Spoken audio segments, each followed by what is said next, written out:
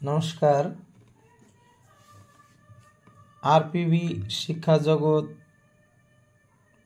YouTube চ্যানেলে সকল ছাত্রছাত্রীদের স্বাগত। আজকে তোমাদের পড়ানো হচ্ছে বোধ পরীক্ষণ। এই বোধ পরীক্ষণ একটি গুরুত্বপূর্ণ বিষয়। বোধ পরীক্ষণ কি জিনিস? বোধ পরীক্ষণ হলো একটি বোধগম্যতার মূল্যায়ন। আরও যদি আমরা সাধারণভাবে বলি তাহলে হচ্ছে যে কোনো একটা পড়া, সেটি গদ্য হতে পারে, পদ্য হতে পারে, গল্পের কোনো অংশ হতে পারে, রচনার কোনো অংশ হতে পারে।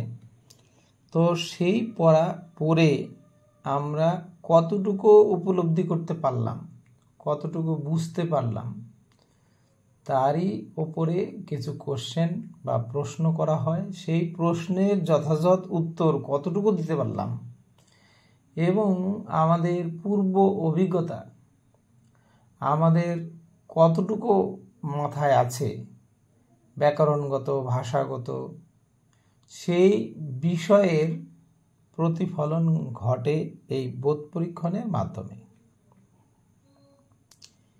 তাহলে এই বোধ পরীক্ষণকে ইংরেজিতে কম্প্রিহেনশন টেস্ট বলা হয়। কম্প্রিহেনশন শব্দটির মানে কি? মানেটি হচ্ছে যে বিষয়টি থাকবে তার সামগ্রিকভাবে বোঝা বা উপলব্ধির ক্ষমতা। তো এবারে আমরা এই বোধ পরীক্ষণ যখন পড়ব তখন আমাদের কি কৌশল বা কি জিনিস আমাদেরকে যত্নের সঙ্গে দেখতে হবে, কি জিনিস আমরা এই বোধ পরীক্ষণ বা অনুচ্ছেদটি, যে গল্পের অংশ বা গদ্যের অংশ বা পদ্যের অংশ থাকবে, সেই বিষয়টি বেশ কয়েকবার আমাদেরকে পড়তে হবে। তারপরে সেই ভাষায়, সেই পড়ার মধ্যে যে কঠিন শব্দগুলো আছে সেগুলো ভালো করে বোঝার চেষ্টা করতে হবে এবং ভাষাগত, ভাবগত, অন্তর্নিহিত অর্থ এগুলো আমাদের ভালো করে বোঝার চেষ্টা করতে হবে। আর আমাদের সেই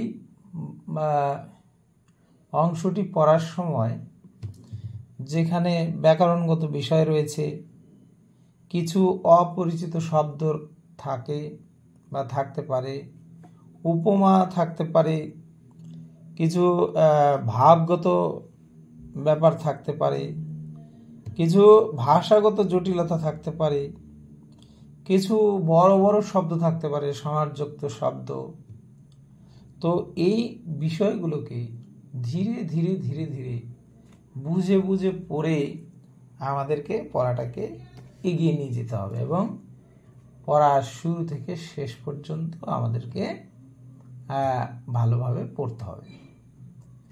এবার আমার যখন পড়া হয়ে যাবে তারপরে আমাদের আসবে যে এই পড়াকে কেন্দ্র করে যে প্রশ্নগুলো রয়েছে সেই প্রশ্ন পড়ে উত্তরগুলোকে, ওই পড়ার হেল্প নিয়ে উত্তরগুলোকে যথাযথ এবং সুস্পষ্টভাবে আমাদেরকে গুছিয়ে গুছিয়ে লিখতে হবে। এটি হচ্ছে বোধ পরীক্ষণ।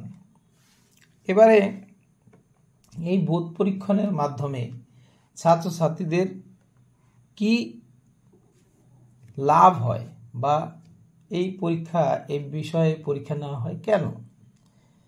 এই বিষয়ে পরীক্ষা নেওয়ার কারণ হলো যে ছাত্ররা একটি বিষয় পড়ে কতটুকু বোঝার ক্ষমতা তার হয়েছে বা বোধগম্যতা কতটুকু রয়েছে তার মূল্যায়ন করা যায় এবং কি তার নিজে থেকে প্রশ্নের উত্তর গুছিয়ে লেখার দক্ষতা কতটুকু আছে তা সেই ছাত্র বা ছাত্রী সে তার একটা পরীক্ষা হয়। এবং যে ব্যাকরণগত প্রশ্ন যেগুলো থাকে তার উপরে ব্যাকরণগত পূর্ব অভিজ্ঞতা কতটুকু প্রয়োগ করতে পারছে তার একটা মূল্যায়ন হয়। আর তাছাড়া তার নিজস্ব দক্ষতা, নিজস্ব বাক্য গঠনের দক্ষতা, এগুলো তার কি হয়, ধীরে ধীরে বৃদ্ধিপ্রাপ্ত হয়। তাহলে এই বোধ পরীক্ষণের মাধ্যমে এই বিষয়গুলি তার কিন্তু অর্জন করা সম্ভব হয়। তাহলে আমরা জানলাম যে বোধ পরীক্ষণ কি জিনিস এবং বোধ পরীক্ষণ করার সময় আমাদের কি কি সতর্কতা অবলম্বন করতে হয়, বোধ পরীক্ষণের মাধ্যমে আমাদের কি কি ছাত্রছাত্রীদের লাভ হয় সেই বিষয়ে তোমাদের আলোচনা করা হলো। তাহলে আমরা বুঝতেই পারছি যে এই বোধ পরীক্ষণে একটি ছোট্ট কোনো এলাকার বা কোনো গল্পের বা কোনো রচনার বিষয় তুলে ধরা থাকে। তাহলে সেই উদাহরণটি তোমাদের এখানে তুলে ধরা হচ্ছে। যেমন একটি গদ্যাংশ তোমাদের শোনাচ্ছি। শিলিগুড়ি শহরটি হিমালয় পর্বতের পাদদেশে অবস্থিত। শিলিগুড়ি শহরটি সৌন্দর্যে মোড়া, প্রাকৃতিক সৌন্দর্য অপূর্ব। এখানে গাছপালায় পরিপূর্ণ এবং সুন্দর পর্বত রয়েছে।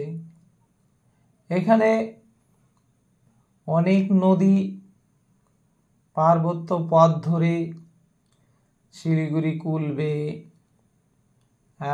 শিলিগুড়ির মধ্য দিয়ে অতিবাহিত হয়েছে। শিলিগুড়ি শহরে বিভিন্ন ভাষাভাষীর মানুষ বাস করে। শিলিগুড়ি শহরে নানা ভাষার নানা সম্প্রদায়ের বসবাস। তারা একে অপরের সঙ্গে মিলেমিশে একসঙ্গে বাস করে। এই শিলিগুড়ি শহর বেশি পুরনো নয়, নতুন একটি শহর। এখানে বিভিন্ন রকমের মন্দির, মঠ, মসজিদ, চার্চ সকল কিছুই রয়েছে। সকল সম্প্রদায়ের মানুষ সম্প্রীতির মাধ্যমে বসবাস করে। তাহলে এই একটি তোমাদের বিষয় শোনানো হলো। এখান থেকে যদি এখন প্রশ্ন করা হয় যে শিলিগুড়ি শহরে